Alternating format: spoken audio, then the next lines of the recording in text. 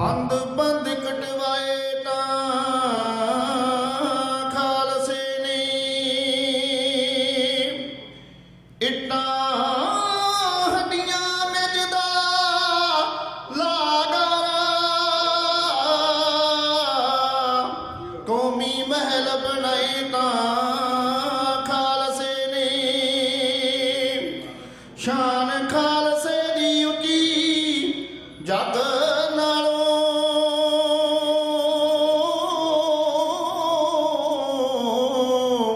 ਸੀਸ ਤਲੀ ਟਿਕਾਏ ਤਾਂ ਖਾਲਸੇ ਨੇ, ਧਰਤੀ ਕੰਬੀ ਅਸਮਾਨ ਵੀ ਡੋਲ ਗਿਆ, ਅਟਕ ਜਹੇ ਅਟਕਾਏ ਤਾਂ ਖਾਲਸੇ ਨੇ,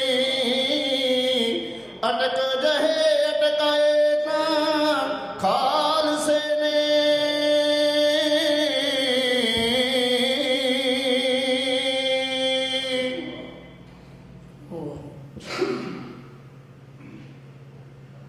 ਸਤਿਕਾਰਯੋਗ ਖਾਲਸਾ ਜੀ, ਅੱਜ ਦੇ ਇਸ ਪ੍ਰੋਗਰਾਮ ਦੌਰਾਨ ਜਿੱਥੇ ਆਪ ਜੀ ਨੇ ਭਾਈ ਸਾਹਿਬ ਭਾਈ ਹਰਜੀਤ ਸਿੰਘ ਜੀ ਹੁਣਾਂ ਪਾਸੋਂ ਗੁਰਬਾਣੀ ਦੇ ਸ਼ਬਦ ਕੀਰਤਨ ਸਰਵਣ ਕੀਤੇ ਨੇ, ਉੱਥੇ ਭਾਈ ਸਾਹਿਬ ਭਾਈ ਦਿਲਬਾਗ ਸਿੰਘ ਜੀ ਹੁਣਾਂ ਪਾਸੋਂ ਕਥਾ ਦੇ ਰੂਪ ਵਿੱਚ ਬਾਬਾ ਮਨੀ ਸਿੰਘ ਜੀ ਦੀ ਸ਼ਹਾਦਤ ਉਪਰੰਤ ਸ਼ਹੀਦਾਂ ਦਾ ਇਤਿਹਾਸ ਸਰਵਣ ਕੀਤਾ ਹੈ। ਔਰ ਸਤਿਗੁਰਾਂ ਦੀ ਅਪਾਰ ਬਖਸ਼ਿਸ਼ ਸਦਕਾ ਚੈਨਲ ਪੰਜਾਬੀ ਦੇ ਮਾਧਿਅਮ ਰਾਹੀਂ ਸਾਡਾ ਕਵੀਸ਼ਰ ਜਥਾ ਇੱਕ ਵਾਰੀ ਫਿਰ ਆਪ ਜੀ ਦੇ ਰੂਬਰੂ ਹੈ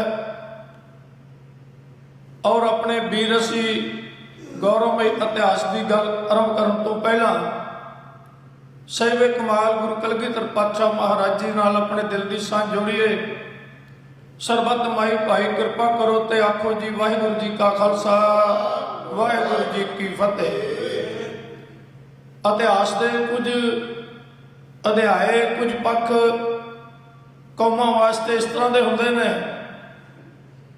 ਜਿਹੜੇ ਕੌਮਾਂ ਨੂੰ ਡੂੰਘੀਆਂ ਸੋਚਾਂ ਵਿੱਚ ਲਿਜਾ ਕੇ ਕੁਝ ਕਰਨ ਦੀ ਪ੍ਰੇਰਨਾ ਦਿੰਦੇ ਨੇ, ਔਰ ਇਤਿਹਾਸ ਕੌਮਾਂ ਨੂੰ ਸਿਰ ਉੱਚਾ ਚੁੱਕ ਕੇ ਤੁਰਨ ਦੀ ਦਲੇਰੀ ਵੀ ਬਖਸ਼ਦਾ।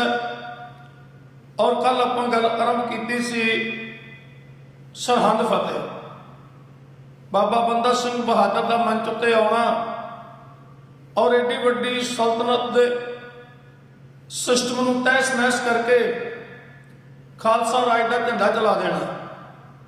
1526 ਵਿੱਚ ਮੁਗਲ ਸਲਤਨਤ ਦੀ ਨੀਂਹ ਬਾਬਰ ਰੱਖਦਾ ਸਾਡੇ ਦੇਸ਼ ਵਿੱਚ, ਔਰ 1710 ਵਿੱਚ ਬੰਦਾ ਸਿੰਘ ਸਰਹੰਦ ਫਤਿਹ ਕਰਦਾ।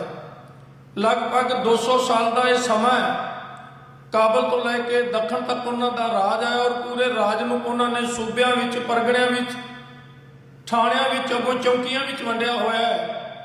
ਇੱਕ ਇੱਕ ਪਿੰਡ ਜਿਹੜਾ ਹੈ ਉਹ ਉਹਨਾਂ ਦੀ ਲਿਸਟ ਉੱਤੇ ਹੈ।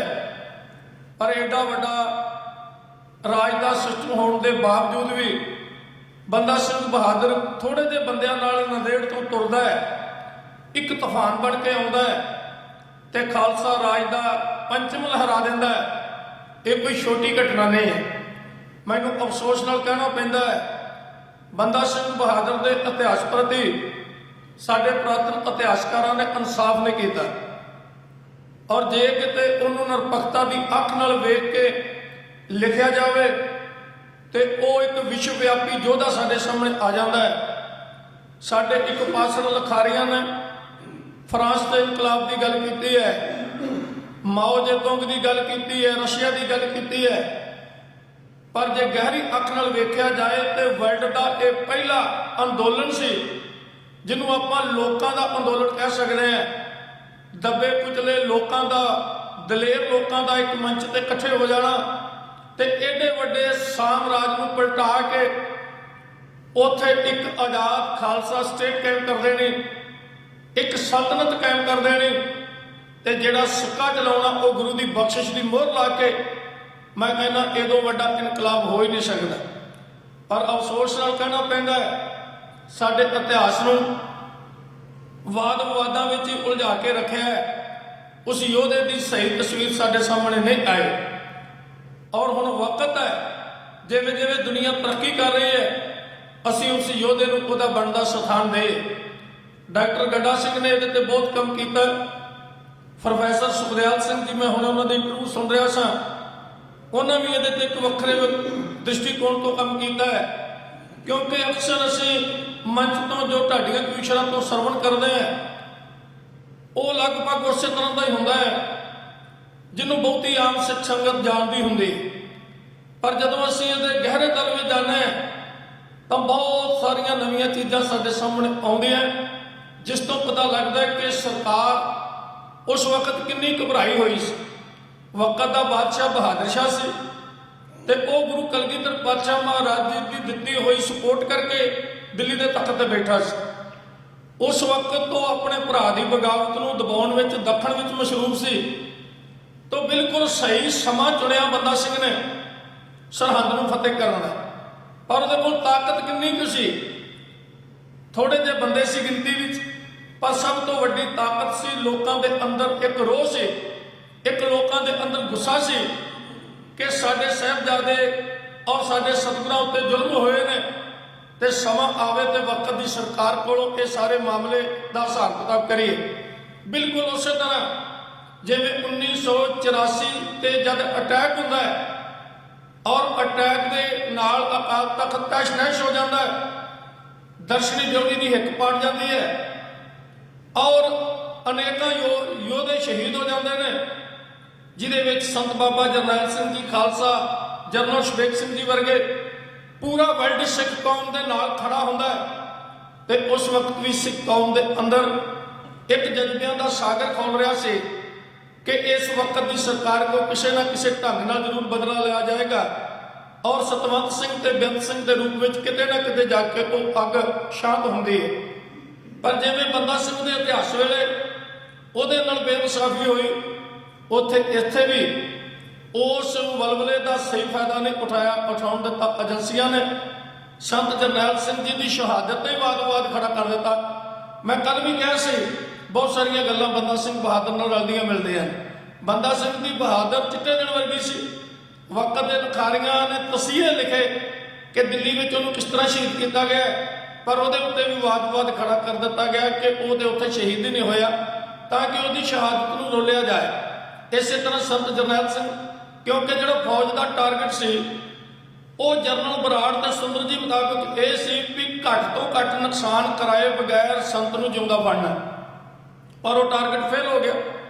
ਨੁਕਸਾਨ ਵੀ ਬਹੁਤ ਹੋ ਗਿਆ ਤੇ ਸੰਤ ਵੀ ਸ਼ਹੀਦ ਹੋ ਗਿਆ। ਹੁਣ ਇਹਦੇ ਵਿੱਚੋਂ ਸੰਤਾਂ ਦੀ ਸ਼ਹਾਦਤ ਇੱਕ ਵੱਡੀ ਸ਼ਹਾਦਤ ਹੋ ਕੇ ਉੱਭਰਦੀ ਹੈ। ਤਾਂ ਫਿਰ ਏਜੰਸੀਆਂ ਨੇ ਬਾਦਲ ਸਾਹਿਬ ਵਰਗਿਆਂ ਨਾਲ ਗੱਲ ਕੀਤੀ, ਭਾਈ ਤੁਹਾਡੀਆਂ ਚਿੱਠੀਆਂ ਦੇ ਉੱਤੇ ਸਾਨੂੰ ਹੱਲਾਸ਼ੇਰੀ ਮਿਲੀ ਹੈ, ਪਰ ਇਹ ਤਾਂ ਬਿਲਕੁਲ ਉਲਟ ਹੋ ਗਿਆ, ਹੁਣ ਦੱਸੋ ਕੀ ਕਰੀਏ। ਉਹਨਾਂ ਆਖਿਆ ਇੱਕ ਕੰਮ ਹੋਰ ਕਰ ਦਿਓ, ਜਿੱਥੇ ਏਡਾ ਵੱਡਾ ਕੰਮ ਕੀਤਾ ਹੈ, ਜੇ ਸੰਤਾਂ ਦੀ ਸ਼ਹਾਦਤ ਨੂੰ ਵੱਡੀ ਸ਼ਹਾਦਤ ਦਾ ਰੁਤਬਾ ਮਿਲ ਗਿਆ ਸਾਡੇ ਪੱਲੇ ਫਿਰ ਕੱਖ ਨਹੀਂ ਰਹਿਣਾ। ਉਹ ਆਉਣ ਵਾਲੇ ਸਮੇਂ ਦੇ ਵਿੱਚ ਏਡੇ ਵੱਡੇ ਬਹਾਦਰ ਦੇ ਤੌਰ ਤੇ ਪੂਜੇ ਜਾਣਗੇ, ਉਹਦੇ ਸਾਹਮਣੇ ਕਿਸੇ ਦਾ ਕੋਈ ਮਰਤਬਾ ਨਹੀਂ ਹੋਵੇਗਾ ਔਰ ਇਹਨੂੰ ਵਾਦ-ਵਾਦ ਦੇ ਵਾਹ-ਵਰੋਲੇ ਵਿੱਚ ਪੈਦਾ ਕਰ ਦਿਓ। ਫਿਰ ਏਜੰਸੀਆਂ ਨੇ ਰਾਤੋਂ ਰਾਤ ਇਹ ਫੈਸਲਾ ਕਰਕੇ ਕਿ ਹੁਣ ਸੰਤਾਂ ਨੇ ਆਪਣੀ ਗੱਲ ਤੇ ਪਹਿਰਾ ਦੇ ਦਿੱਤਾ ਹੈ, ਖਾਲਿਸਤਾਨ ਦੀ ਨੀਂਹ ਰੱਖੀ ਗਈ ਹੈ, ਕਿਉਂਕਿ ਉਹਨਾਂ ਕਿਹਾ ਸੀ ਵੀ ਜਿਸ ਦਿਨ ਅਟੈਕ ਕਰੇਗੀ ਸਰਕਾਰ ਨੀਂਹ ਰੱਖੀ ਜਾਏਗੀ, ਪਰ ਇਹ ਨੀਂਹ ਟੁੱਟਣੀ ਕਿੱਦਾਂ ਹੈ। ਫਿਰ ਉਹ ਨੀਂਹ ਨੂੰ ਟੁੱਟਣ ਵਾਸਤੇ ਉਹਨਾਂ ਨੇ ਜੋ 20 ਸਾਲ ਕੀਤਾ ਉਹ ਆਪ ਜੀ ਦੇ ਸਾਹਮਣੇ।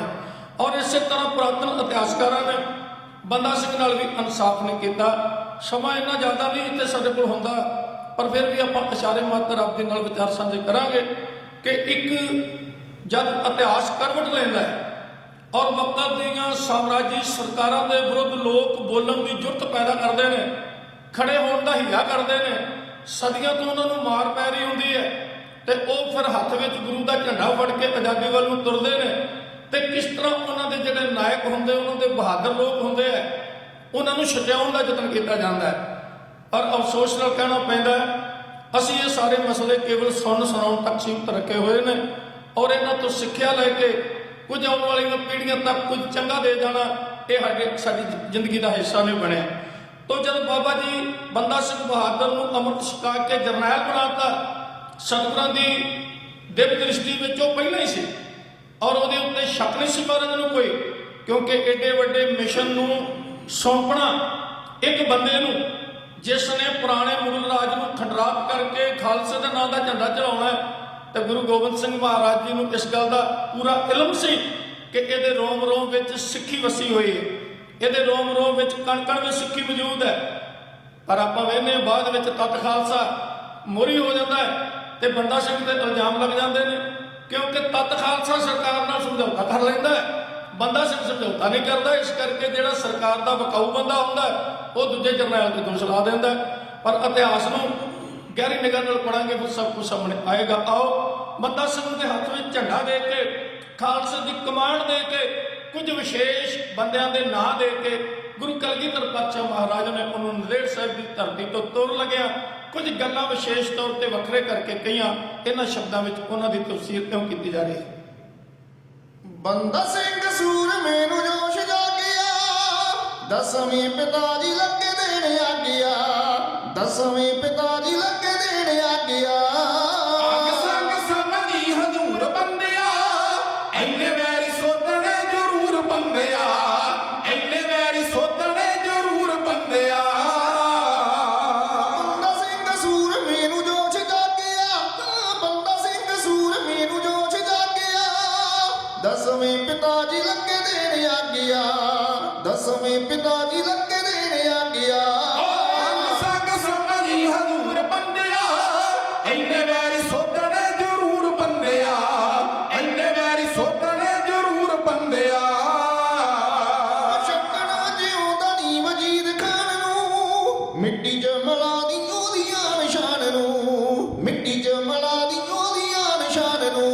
ਉਹ ਚੱਲਣੀ ਕਿਸੇ ਨਾ ਤੇਰੀ ਘੂਰ ਬੰਦਿਆ, ਐਨੇ ਵੈਰੀ ਸੋਧਣੇ ਜ਼ਰੂਰ ਬੰਦਿਆ, ਐਨੇ ਵੈਰੀ ਸੋਧਣੇ ਜ਼ਰੂਰ ਬੰਦਿਆ। ਮਿੱਟੀ 'ਚ ਮਿਲਾ ਕੇ ਛੱਡੀ ਸਰਹੰਦ ਨੂੰ, ਵੈਰੀ ਸਾਰੇ ਸੋਧੀ ਸਣੇ ਸੁੱਚਾ ਨੰਦ ਨੂੰ, ਵੈਰੀ ਸਾਰੇ ਸੋਧੀ ਸਣੇ ਸੁੱਚਾ ਨੰਦ ਨੂੰ। ਉਹ ਸਾੜੀ ਵਿੱਚ ਸੁੱਟ ਕੇ ਤੰਦੂਰ ਬੰਦਿਆ, ਐਨੇ ਵੈਰੀ ਸੋਧਣੇ ਜ਼ਰੂਰ ਬੰਦਿਆ, ਐਨੇ ਵੈਰੀ ਸੋਧਣੇ ਜ਼ਰੂਰ ਬੰਦਿਆ। ਮੇਰੀ ਮਾਨ ਮਾਰੀ ਰਾਜੇ ਬਾਈ ਤਾਲ ਦੇ,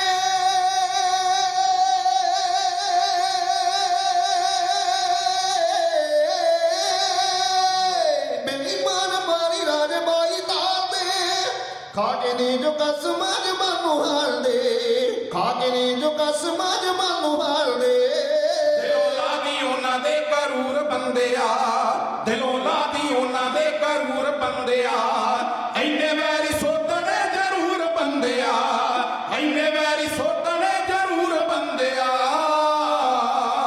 ਚਾਚਲ ਤੇ ਬਾਸ਼ਲ ਕਮਾਇਆ ਕਰ ਓਏ, ਚਾਚਲ ਤੇ ਬਾਸ਼ਲ ਕਮਾਇਆ ਕਰ ਓਏ, ਵਸਦਾ ਜਲਾਲਦੀਨ ਉਸ ਸ਼ਹਿਰ ਓਏ, ਵਸਦਾ ਜਲਾਲਦੀਨ ਉਸ ਸ਼ਹਿਰ ਓਏ। ਉਹ ਕਰਦੇ ਸਮਾਣੇ ਵਾਲੇ ਦੂਰ ਬੰਦਿਆ,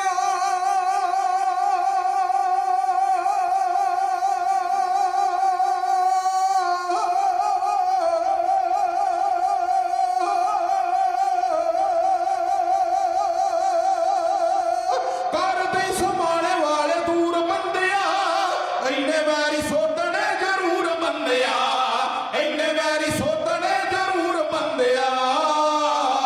ਬੁੱਧੂ ਸ਼ਾਹ ਦਾ ਕਾਤਲ ਉਸਮਾਨ ਖਾਨ ਓਏ, ਬੁੱਧੂ ਸ਼ਾਹ ਦਾ ਕਾਤਲ ਉਸਮਾਨ ਖਾਨ ਓਏ, ਛੱਡੀ ਨਾ ਛਡੌਰੇ ਦਾ ਨਮੋ ਨਿਸ਼ਾਨ ਓਏ, ਛੱਡੀ ਨਾ ਛਡੌਰੇ ਦਾ ਨਮੋ ਨਿਸ਼ਾਨ ਓਏ। ਸ਼ਾਨ ਮਾਰੇ ਬੇਕਸੂਰ ਬੰਦਿਆ, ਐਨੇ ਵੈਰੀ ਸੋਧਣੇ ਜ਼ਰੂਰ ਬੰਦਿਆ, ਐਨੇ ਵੈਰੀ ਸੋਧਣੇ ਜ਼ਰੂਰ ਬੰਦਿਆ। ਛੱਡਣਾ ਨੀ ਪਾਪੀ ਗੰਗੂ ਦਾ ਖਿਆਲ ਓਏ, ਉਸ ਨੇ ਫੜਾਏ ਸਾਡੇ ਛੋਟੇ ਲਾਲ ਓਏ, ਉਸ ਨੇ ਫੜਾਏ ਸਾਡੇ ਛੋਟੇ ਲਾਲ ਓਏ।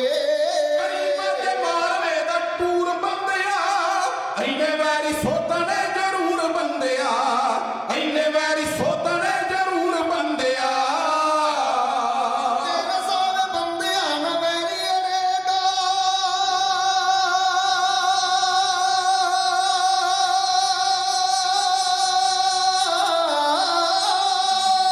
ਤੇਰੇ ਸਾਰੇ ਬੰਦਿਆਂ ਨਾ ਵੈਰੀ ਅੜੇਗਾ, ਯਾਦ ਰੱਖੀ ਜਿਹੜਾ ਅੜਿਆ ਸੋ ਚੜੇਗਾ, ਯਾਦ ਰੱਖੀ ਜਿਹੜਾ ਅੜਿਆ ਸੋ ਚੜੇਗਾ।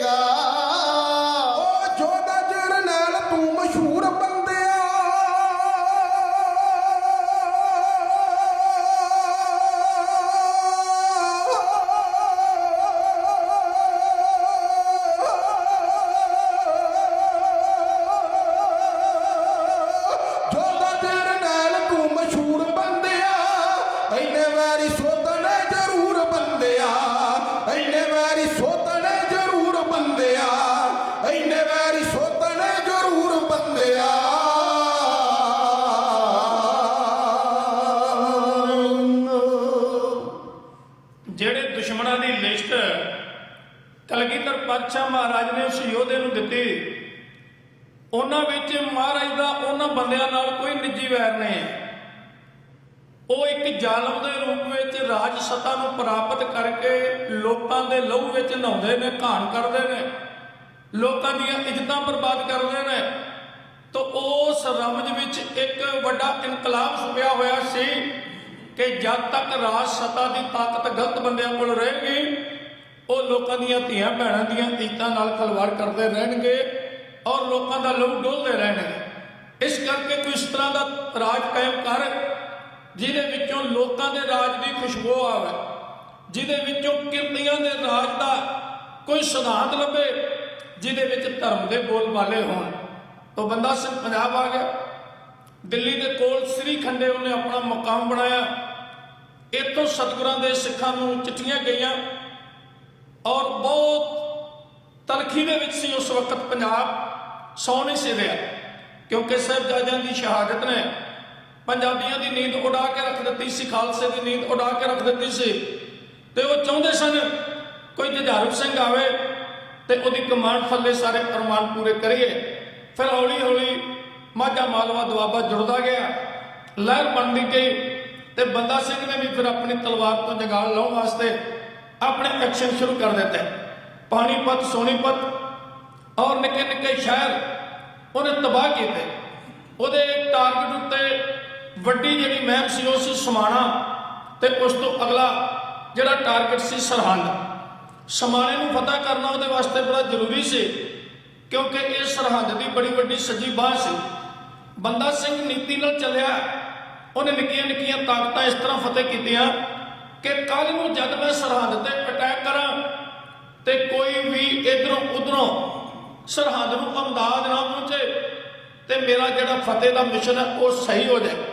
ਇਸ ਕਰਕੇ ਉਹਨੇ ਆਪਣੇ ਨਾਂ ਦੀ ਦਹਿਸ਼ਤ ਪਾਉਣ ਵਾਸਤੇ ਤੇ ਆਪਣੀ ਤਲਵਾਰ ਦਾ ਲੋਹਾ ਉਹਦੀ ਤਾਕਤ ਬਣਵਾਉਣ ਵਾਸਤੇ ਉਹਨੇ ਪਹਿਲਾਂ ਆਲਾ ਦੁਆਲਾ ਸਾਰਾ ਜਿਹੜਾ ਸੀ ਉਹ ਸਿੱਖ ਰਾਜ ਦੇ ਝੰਡੇ ਥੱਲੇ ਲਿਆਂਦਾ ਔਰ ਇੱਕ ਰੌਲਾ ਪੈ ਗਿਆ ਕਿ ਬੰਦਾ ਸਿੰਘ ਜਿੱਧਰ ਨੂੰ ਮੂੰਹ ਕਰਦਾ ਜਿੱਤ ਉਹਦੇ ਕਦਮ ਚੁੰਮਦੀ ਹੈ ਔਰ ਦੁਨੀਆ ਦੀ ਕੋਈ ਤਾਕਤ ਉਹਦੇ ਸਾਹਮਣੇ ਅੜਦੀ ਨਹੀਂ ਕਿਉਂਕਿ ਵੱਡੇ ਵੱਡੇ ਜਰਨੈਲ, ਵੱਡੇ ਵੱਡੇ ਜ਼ਾਲਮ, ਵੱਡੇ ਵੱਡੇ ਆਕੀ ਖਾਨ ਉਹਨੇ ਦਿਨਾਂ ਵਿੱਚ ਹੀ ਸੋਧ ਕੇ ਔਰ ਇੱਕ ਪਾਸੇ ਕਰ ਦਿੱਤੇ ਤੇ ਸ਼ਹਿਰ ਇਸ ਤਰ੍ਹਾਂ ਤਬਾਹ ਕੀਤੇ। ਉੱਥੇ ਸਵਾਏ ਜਾਨਵਰਾਂ ਦੇ ਆਲਣਿਆਂ ਤੋਂ ਬੰਦਿਆਂ ਦਾ ਕੋਈ ਨਾਮੋ ਨਿਸ਼ਾਨ ਨਹੀਂ ਸੀ ਰਹਿਣ ਦਿੱਤਾ। ਤਾਂ ਸਮਾਣਾ ਇੱਕ ਉਹਦੇ ਟਾਰਗੇਟ ਉੱਤੇ ਸੀ। ਇਹ ਸ਼ਹਿਰ ਉਹਨੇ ਨਵੰਬਰ 1709 ਵਿੱਚ ਕੇਵਲ ਥੋੜੇ ਜਿਹੇ ਸਮੇਂ ਵਿੱਚ ਹੀ ਉੱਥੋਂ ਆਉਣ ਤੋਂ ਬਾਅਦ ਇਹਨੂੰ ਫਤਿਹ ਕੀਤਾ ਔਰ ਜਿਵੇਂ ਜਿਵੇਂ ਉਹਦੀ ਤਾਕਤ ਵੱਧਦੀ ਗਈ ਤਿਵੇਂ ਤਿਵੇਂ ਉਹ ਵਕਤ ਦੀ ਸਰਕਾਰ ਦੇ ਖਿਲਾਫ ਆਪਣੇ ਐਕਸ਼ਨ ਨੂੰ ਹੋਂਦ ਵਿੱਚ ਲਿਆਉਂਦਾ ਗਿਆ ਔਰ ਜਰਨੈਲ ਬੰਦਾ ਸਿੰਘ ਸੀ ਸਾਥ ਉਹਦਾ ਦੇ ਰਿਹਾ ਸੀ ਗੁਰੂ ਕਾ ਅੰਮ੍ਰਿਤਧਾਰੀ ਖਾਲਸਾ ਤੇ ਆਧਾਰਸ਼ਿਲਾ ਬਣੀ ਸਾਹਿਬਜ਼ਾਦਿਆਂ ਦੀ ਸ਼ਹਾਦਤ। ਉਹਨਾਂ ਦਾ ਡੁੱਲਿਆ ਹੋਇਆ ਲਹੂ ਕੌਮ ਦੇ ਸੀਨੇ ਵਿੱਚ ਕਰਵਟ ਲੈ ਰਿਹਾ ਸੀ ਤੇ ਉਹ ਕਰਵਟ ਤਲਵਾਰ ਬਣ ਕੇ ਮੁਗਲ ਸਾਮਰਾਜ ਦੀਆਂ ਜੜ੍ਹਾਂ ਉੱਤੇ ਚੱਲ ਰਹੀ ਸੀ ਤੇ ਉਹਦੇ ਵੱਡੇ ਵੱਡੇ ਕਿਲੇ ਜਿਵੇਂ ਨੇਸਤੋ ਨਬੂਦ ਹੋਏ ਜਾ ਰਹੇ ਸੀ। ਇੱਕ ਨਜ਼ਮ ਵਿੱਚ ਇਉਂ ਬੇਨਤੀ ਕੀਤੀ ਜਾ ਰਹੀ ਹੈ। ਫੌਜ ਬੰਦਾ ਸਿੰਘ ਜਾਣਦੀ ਸੀ ਵੱਲ ਸਮਾਣੇ ਕਹਿੰਦਾ ਨਹੀਂ ਏ ਛੱਡਣੇ ਜ਼ਾਲਮ ਜਰਮਾਨੇ। ਸ਼ਹਿਰ ਚ ਫੇਰਿਓ ਘੇਰਿਆ ਨਾ ਚੋਟ ਨਗਾਰੇ ਬਦਲੇ ਬੰਦਾ ਸਿੰਘ ਨੇ ਲੈ ਗਏ ਸਾਰੇ। ਫੌਜ ਬੰਦਾ ਸਿੰਘ ਜਾਣਦੀ ਸੀ ਵੱਲ ਸਮਾਣੇ ਕਹਿੰਦਾ ਨਹੀਂ ਏ ਛੱਡਣੇ ਜ਼ਾਲਮ ਜਰਮਾਨੇ। ਸ਼ਹਿਰ ਚ ਫੇਰਿਓ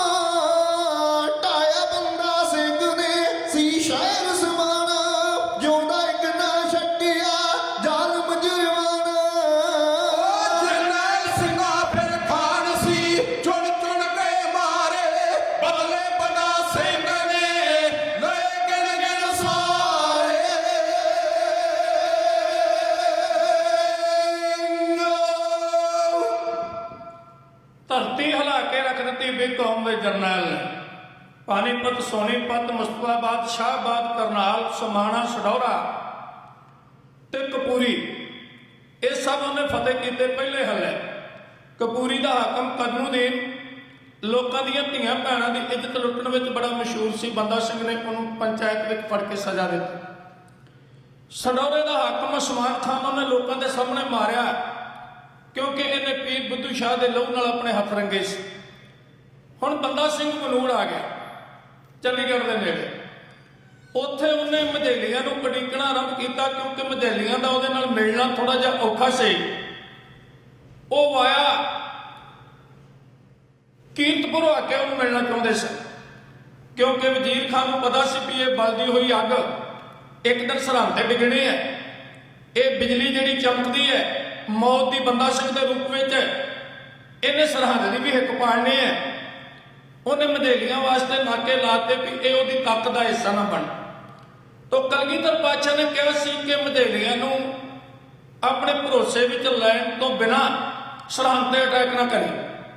ਇਹ ਗੁਰੂ ਕੇ ਲਾਲ ਸ਼ੇਰਾਂ ਜਿੱਡੇ ਕੱਦ ਆਪਣੀਆਂ ਜ਼ਮੀਨਾਂ ਆਦਿ ਵੇਚ ਕੇ, ਡੰਗਰ ਮਾਲ ਵੇਚ ਕੇ, ਹਥਿਆਰ ਤੇ ਸ਼ਸਤਰ ਖਰੀਦ ਕੇ ਇਹ ਉਹਦੀ ਫੌਜ ਦਾ ਹਿੱਸਾ ਬਣਨ ਵਾਸਤੇ ਤੁਰੇ। ਇਹਨਾਂ ਨੂੰ ਰੋਪੜ ਰੋਕਿਆ ਮਲੇਰਕੋਟਲੀਆਂ ਨੇ। ਇਹਨਾਂ ਮਲੇਰਕੋਟਲੀਆਂ ਦੀ ਧੌਣ ਭੰਨੇ ਤੇ ਬੰਦਾ ਸਿੰਘ ਦੇ ਨਾਲ ਜਾ ਮਿਲੇ। ਪ੍ਰਿੰਸੀਪਲ ਸਤਬੀਰ ਸਿੰਘ ਕਹਿੰਦੇ ਇੰਨਾ ਚਾਅ ਚੜਿਆ ਬੰਦਾ ਸਿੰਘ ਨੂੰ, ਕਈ ਘੰਟੇ ਜਕਾਰੇ ਹੀ ਗੂੰਜਦੇ ਰਹੇ ਔਰ ਕੜਾ ਪ੍ਰਸ਼ਾਦੀਆਂ ਦੇਗਾਂ ਖੁੱਲੀਆਂ ਕਰਕੇ ਬਾਬਾ ਦੀਪ ਸਿੰਘ ਨੇ ਵਰਤਾਈਆਂ। ਕਹਿਣ ਲੱਗੇ ਬੰਦਾ ਸਿਆ ਪਹਿਲੀ ਵਾਰੀ ਕਲਗੀਧਰ ਪਾਤਸ਼ਾਹ ਮਹਾਰਾਜ ਦੇ ਜੋਤੀ ਜੋਤ ਸਮਾਉਣ ਤੋਂ ਬਾਅਦ ਏਡਾ ਵੱਡਾ ਖਾਲਸੇ ਦਾ ਜਲਾਉ ਵੇਖਿਆ ਗਿਆ ਕਿਉਂਕਿ ਸੱਚੇ ਪਾਤਸ਼ਾਹ ਨੇ ਜਿੰਨੀਆਂ ਜੰਗਾਂ ਲੜੀਆਂ ਉਹ ਆਪਣੇ ਬਚਾਓ ਵਿੱਚ ਲੜੀਆਂ। ਮਹਾਰਾਜ ਜੀ ਇਹ ਪ੍ਰਗਟ ਨਹੀਂ ਸੀ ਹੋਣ ਦੇਣਾ ਚਾਹੁੰਦੇ ਕਿ ਗੁਰੂ ਗੋਬਿੰਦ ਸਿੰਘ ਮਹਾਰਾਜ ਤਲਵਾਰ ਦੇ ਜ਼ੋਰ ਨਾਲ ਕੋਈ ਰਾਜਸੀ ਸ਼ਕਤੀ ਹਾਸਲ ਕਰਨੀ ਚਾਹੁੰਦੇ। ਇਸ ਕਰਕੇ ਜਿਹੜਾ ਚੜ ਕੇ ਆਉਂਦਾ ਸੀ ਮਹਾਰਾਜ ਉਹਨੂੰ ਜਵਾਬ ਦਿੰਦੇ ਸੀ, ਜੰਗ ਬੰਦ ਹੋ ਜਾਂਦੀ ਸੀ। ਪਰ ਹੁਣ ਸਿਲਸਿਲਾ ਚੜਾਈਆਂ ਦਾ ਸ਼ੁਰੂ ਹੋ ਗਿਆ। ਇੱਕ ਹੁੰਦਾ ਆਪਣੇ ਬਚਾਅ ਲਈ ਲੜਨਾ, ਇੱਕ ਹੁੰਦਾ ਸਮਾਂ ਮਿੱਥ ਕੇ ਅਗਲੇ ਤੇ ਚੜ ਕੇ ਜਾਣਾ। ਇਹਦੇ ਵਿੱਚ ਜ਼ਮੀਨ ਅਸਮਾਨ ਦਾ ਫਰਕ ਹੁੰਦਾ ਤੇ ਚੜ ਕੇ ਉਹ ਜਰਨੈਲ ਜਾਂਦਾ ਹੈ ਜਿਹਨੂੰ ਭਰੋਸਾ ਹੋਵੇ, ਜਿਹਨੂੰ ਵਿਸ਼ਵਾਸ ਹੋਵੇ ਕਿ ਮੇਰੇ ਫਤਿਹ ਨੂੰ ਕੋਈ ਰੋਕ ਨਹੀਂ ਸਕਦਾ। ਇਹਦੇ ਵਾਸਤੇ ਸਮਰਪਿਤ ਹੋਣਾ ਪੈਂਦਾ। ਉਹਨੇ ਆਪਣਾ ਆਪ ਸਮਰਪਿਤ ਕੀਤਾ ਗੁਰੂ ਨੂੰ। ਉਹਦੇ ਨਾਲ ਜਿਹੜੇ ਗੁਰੂ ਕੇ ਖਾਲਸੇ ਸੀ ਉਹਨਾਂ ਆਪਣੀ ਜ਼ਿੰਦਗੀ ਗੁਰੂ ਨੂੰ ਭੇਟ ਕੀਤੀ। ਲਹਿਰਾਂ ਇਦਾਂ ਨਹੀਂ ਕਾਮਯਾਬ ਹੁੰਦੀਆਂ ਵੀ ਜੇਲਾਂ ਕੋਈ ਕੱਟੇ ਤੇ ਕ੍ਰੈਡਿਟ ਕਿਸੇ ਹੋਰ ਨੂੰ ਮਿਲੇ, ਔਰ ਲਹਿਰਾਂ ਉਦੋਂ ਕਾਮਯਾਬ ਹੁੰਦੀਆਂ ਜਦੋਂ ਲਹਿਰਾਂ ਦੇ ਆਗੂ ਆਪਣਾ ਘਰ ਘਾਟ, ਆਪਣਾ ਜੀਵਨ, ਸਭ ਕੁਝ ਆਪਣੇ ਮਿਸ਼ਨ ਵਾਸਤੇ ਸਮਰਪਿਤ ਕਰ ਦੇਣ। ਉੱਥੇ ਫਿਰ ਫੈਸਲਾ ਹੋਇਆ ਕਿ ਸਰਹੰਦ ਫਤਿਹ ਕਰੀਏ। 12 ਮਈ 1710 ਈਸਵੀ ਦਾ ਦਿਨ ਚੁਣਿਆ ਗਿਆ ਔਰ ਇਹ ਸਿਧਾਂਤ ਕਾਇਮ ਰੱਖਿਆ ਗਿਆ ਕਿ ਉਹਨੂੰ ਵੰਗਾਰਿਆ ਜਾਏ, ਅਵੇਸਲੇ ਨਾ ਮਾਰਿਆ ਜਾਏ। ਉਹਨੂੰ ਦੱਸਿਆ ਜਾਏ ਕਿ ਪੰਥ ਖਾਲਸਾ ਤੇਰੇ ਤੇ ਅਟੈਕ ਕਰੇਗਾ। ਆਹ ਸਥਾਨ ਹੋਵੇਗਾ ਚੱਪੜਚਿੜੀ ਦਾ ਮੈਦਾਨ ਤੇ ਆਹ ਤਰੀਕ ਹੋਵੇਗੀ। ਇਸ ਕਰਕੇ ਆਪਣੀ ਤਿਆਰੀ ਵਿੱਚ ਕੋਈ ਕਸਰ ਬਾਕੀ ਨਾ ਛੱਡੀ। ਰਣ ਤੱਤੇ ਵਿੱਚ ਜਵਾਨਾਂ ਦੀਆਂ ਤੇਗਾਂ ਨੂੰ ਪਰਖਣਗੀਆਂ ਔਰ ਖਾਲਸੇ ਦੇ ਅੰਮ੍ਰਿਤ ਦੀ ਸ਼ਕਤੀ ਤੇ ਬਹੁਬਲ ਸਾਹਿਬਜ਼ਾਦਿਆਂ ਦੇ ਉਸ ਡੁੱਲੇ ਹੋਏ ਲਹੂ ਵਿੱਚੋਂ ਜਿਹੜਾ ਇਨਕਲਾਬ ਨਿਕਲਿਆ ਉਹਨੂੰ ਅੱਗੇ ਵਧਾਵੇਗਾ। ਇਸ ਕਰਕੇ ਉਹ ਚਿੱਠੀ ਦੇ ਵਿੱਚ ਮਜ਼ਮੂਨ ਲਿਖਿਆ ਗਿਆ।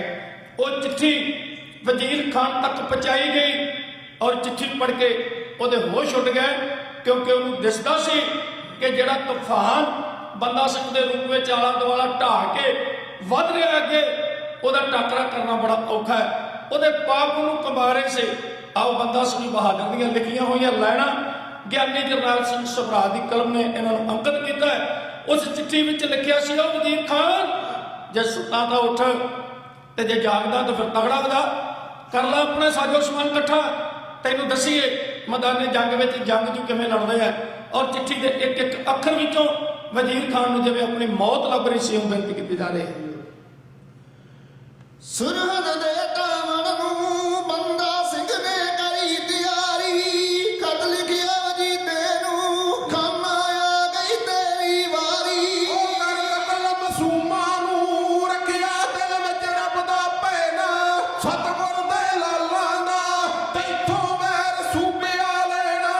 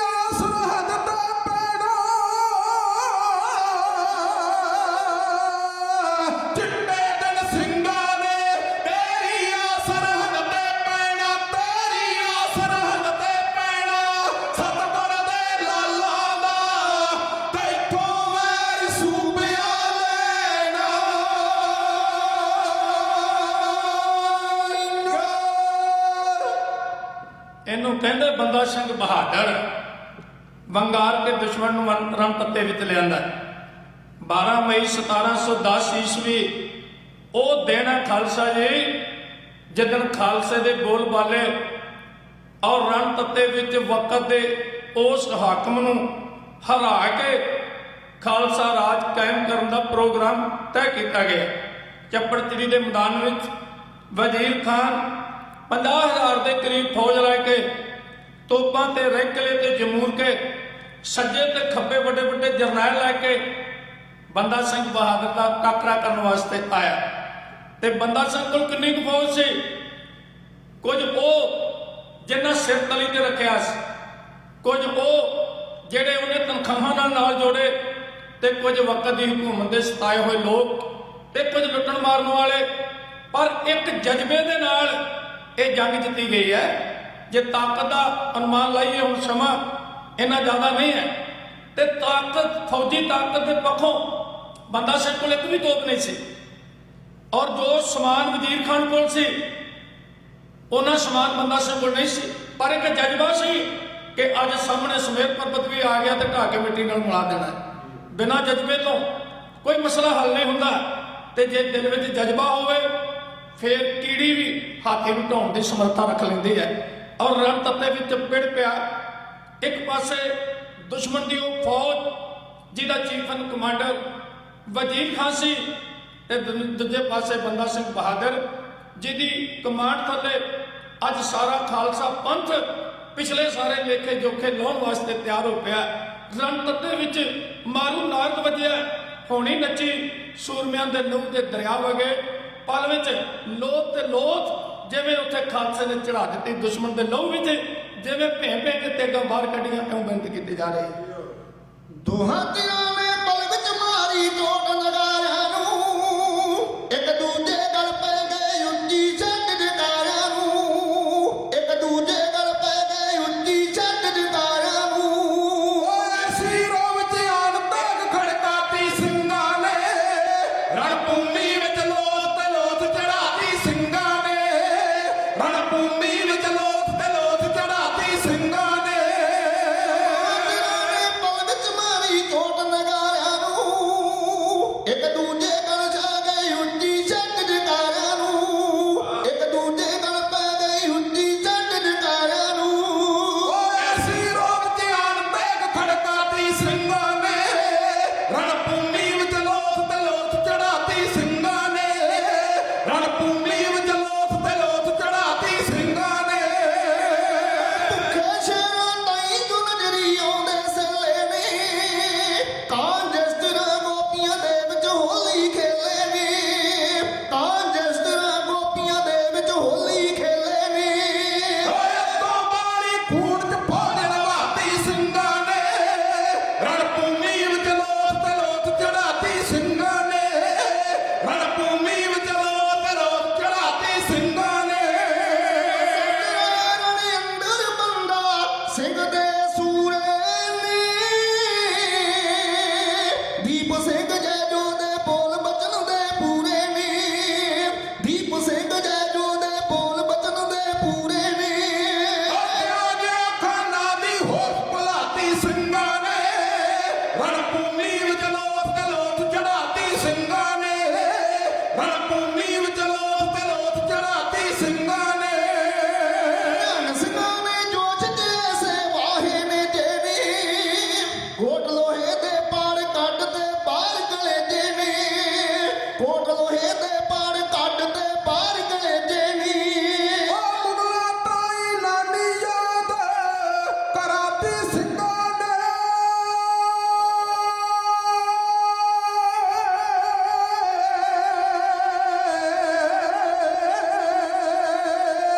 ਮੁਗਲਾਂ ਤਾਈ ਲਾਡੀ ਯਾਦ ਕਰਾਤੀ ਸਿੰਘਾਂ ਨੇ, ਰਣਭੂਮੀ ਵਿੱਚ ਲੋਥ ਤੇ ਲੋਥ ਚੜਾਤੀ ਸਿੰਘਾਂ ਨੇ, ਰਣਭੂਮੀ ਵਿੱਚ ਲੋਥ ਤੇ ਲੋਥ ਚੜਾਤੀ ਸਿੰਘਾਂ ਨੇ। ਉਹਨਾਂ ਦੇ ਚਾਵਾਂ ਚਹੂਰਾਂ ਕੋਲ ਪਹੁੰਚਾ ਦਿੱਤੇ, ਖੇਤੀ ਵੱਢ ਕਿਸਾਨਾਂ ਜਿਵੇਂ ਸੱਥਰ ਪਾ ਦਿੱਤੇ, ਖੇਤੀ ਵੱਢ ਕਿਸਾਨਾਂ ਜਿਵੇਂ ਸੱਥਰ ਪਾ ਦਿੱਤੇ। ਓ ਚੜੀ ਜਹਾਜ਼ ਦੀ ਪਾਣ ਦੇ ਬਾਲ ਵਿੱਚ ਲਾਤੀ ਸਿੰਘਾਂ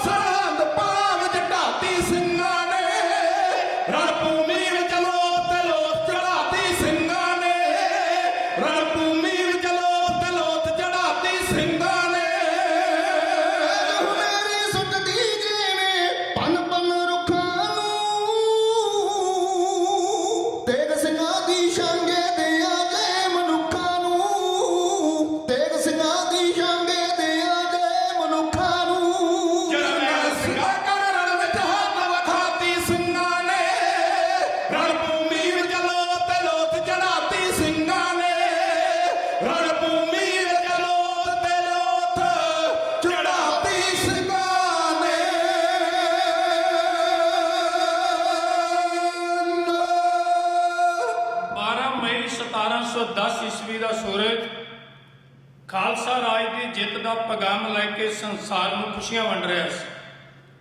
ਮੈਦਾਨੇ ਜੰਗ ਸਿੰਘਾਂ ਦੇ ਨਾਮ ਰਿਹਾ। ਮੁਗਲ ਫੌਜ ਹਾਰ ਗਈ। ਵਜ਼ੀਰ ਖਾਨ ਮਾਰਿਆ ਗਿਆ। ਸੱਚਾ ਆਨੰਦ ਮਾਰਿਆ ਗਿਆ। ਸਰਹੰਦ ਉੱਤੇ ਕਬਜ਼ਾ ਗੁਰੂ ਕੇ ਖਾਲਸੇ ਦਾ ਹੋ ਗਿਆ। ਖਾਲਸਾ ਰਾਜ ਦਾ ਐਲਾਨ ਕਰਕੇ ਬੰਦਾ ਸਿੰਘ ਬਹਾਦਰ ਨੇ ਇਹਨੂੰ ਲੋਕਾਂ ਦਾ ਰਾਜ ਕਿਹਾ, ਇਹਨੂੰ ਲੋਕਾਂ ਦੀ ਸ਼ਕਤੀ ਕਿਹਾ। ਔਰ ਜਿਹੜਾ ਸਿੱਕਾ ਚਲਾਇਆ ਉਹ ਆਪਣੇ ਗੁਰੂ ਦੇ ਨਾਮ ਤੇ ਚਲਾਇਆ। ਦੇਗੋ ਤੇਗੋ ਫਤਿਹ ਨੁਸਰਤ ਬੇਦਰੰਗ ਯਾਫਤ ਅਜ ਨਾਨਕ ਗੁਰ ਗੋਬਿੰਦ ਸਿੰਘ। ਔਰ ਯਾਦ ਰੱਖੋ 1764 ਵਿੱਚ ਜਦ ਲਾਹੌਰ ਫਤਿਹ ਕੀਤਾ ਮੁਸਲਾਂ ਨੇ, ਉਦੋਂ ਵੀ ਸਿੱਕੇ ਦੀ ਮੋਹਰ ਇਹੀ ਸੀ। ਜਦ ਮਹਾਰਾਜਾ ਰਣਜੀਤ ਸਿੰਘ ਨੇ ਲਾਹੌਰ ਫਤਿਹ ਕੀਤਾ, ਉਦੋਂ ਵੀ ਸਿੱਕੇ ਦੀ ਮੋਹਰ ਇਹੀ ਸੀ, ਕਿਉਂਕਿ ਬੰਦਾ ਸਿੰਘ ਨੇ ਆਪਣੀ ਜਿੱਤ ਆਪਣੀ ਨਹੀਂ ਬਣਾਏ, ਉਹ ਗੁਰੂ ਦੀ ਕਿਰਪਾ ਨਾਲ ਜੋੜੀ, ਗੁਰੂ ਦੀ ਰਹਿਮਤ ਨਾਲ ਜੋੜੀ ਕਿ ਤੇਗ ਤੇ ਦੇਗ ਇਹ ਦੋਨੋਂ ਫਤਿਹ, ਇਹ ਸ਼ਕਤੀਆਂ ਗੁਰੂ ਕਲਗੀਧਰ ਪਾਤਸ਼ਾਹ ਮਹਾਰਾਜ ਦੀ ਕਿਰਪਾ ਨਾਲ ਪ੍ਰਾਪਤ ਹੋਈਆਂ ਨੇ। ਔਰ ਇਹ ਖਾਲਸੇ ਦਾ ਪਹਿਲਾ ਰਾਜ ਸੀ।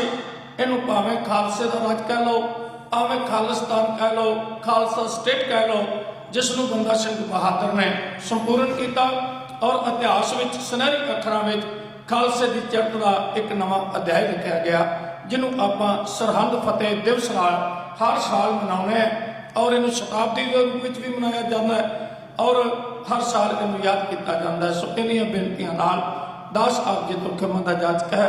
ਇਤਿਹਾਸ ਕਹਿੰਦੇ ਆ ਯੋਧਿਆਂ ਦੀਆਂ ਕਥਾ ਕਹਾਣੀਆਂ, ਉਹਨਾਂ ਦੀਆਂ ਸੂਰਬੀਰ ਜਿਹੜੇ ਕਾਂਡ ਨੇ ਉਹ ਆਪ ਜੀ ਨਾਲ ਬਿਆਨ ਕਰਦਿਆਂ ਅਨੇਕਾਂ ਭੁੱਲਾਂ ਹੋ ਜਾਂਦੀਆਂ ਨੇ। ਹੋਈਆਂ ਭੁੱਲਾਂ ਦੀ ਖਿਮਾ। ਅਗਲਾ ਜਿਹੜਾ ਪ੍ਰੋਗਰਾਮ ਆ ਗਿਆਨੀ ਗੁਰਚਰਨ ਸਿੰਘ ਜੀ ਤੋਂ ਸਰਵਣ ਕਰੋ। ਸਾਡੇ ਨਾਲ ਫਤਿਹ ਬੁਲਾਓ। ਵਾਹਿਗੁਰੂ ਜੀ ਕਾ ਖਾਲਸਾ, ਵਾਹਿਗੁਰੂ ਜੀ ਕੀ ਫਤਿਹ।